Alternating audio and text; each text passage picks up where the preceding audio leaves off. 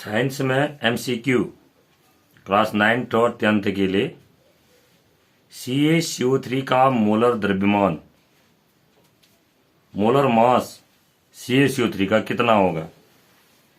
इसमें विकल्प है 98 यूनिट, 100 यूनिट, 98 ग्राम और 100 ग्राम। तो सबसे पहले आपको ध्यान देना है, यहाँ पर हम गलती करते हैं, मोलर द्रव्यमान की बात कर रहे हैं। तो जो मोलर द्रव्यमान होता है उसकी यूनिट क्या होती है, ग्राम होती है। तो जो भी उत्तर होगा वो ग्राम में होगा, यानी कि दो विकल्प तो आपके सीधे सीधे गलत हो गए, 98 यूनिट और 100 यूनिट गलत हो गए।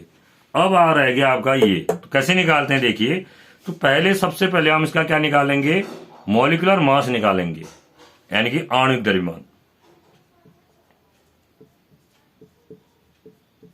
मॉलिक्यूलर मास हिंदी में क्या बोलते हैं, आणविक द्रव्यमान। किसका निकालेंगे आणविक द्रव्यमान, CaCO3। CaCO3 क्या हुआ है, CaCO3 calcium carbonate, calcium carbonate हुआ। तो इसका हम सबसे पहले आणविक द्रव्यमान यानी कि मॉलिक्यूलर मास निकालेंगे।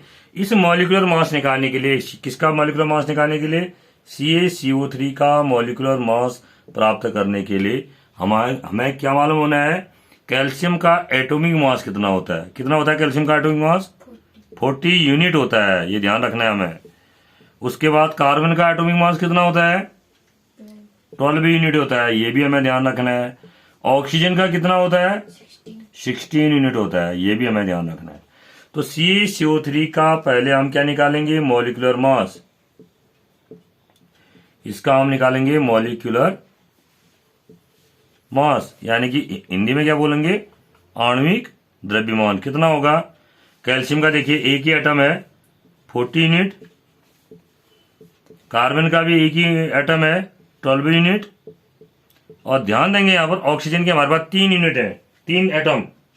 ऑक्सीजन के 3 एटम है, तो 3 गुणा 16 यूनिट, 3 × 16 यूनिट, क्योंकि 3 एटम है हमारे पास।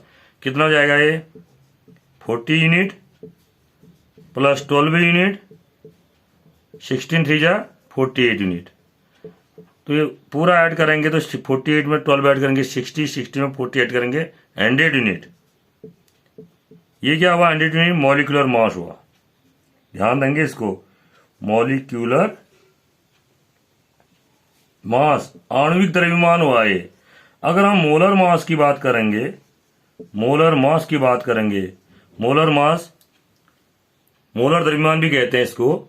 तो मोलर द्रव्यमान या मोलर मास की अगर हम बात करें तो ये जितना मॉलिक्यूलर मास होता है उतना ही होता है, लेकिन इसकी यूनिट कायम हो जाती है ग्राम में।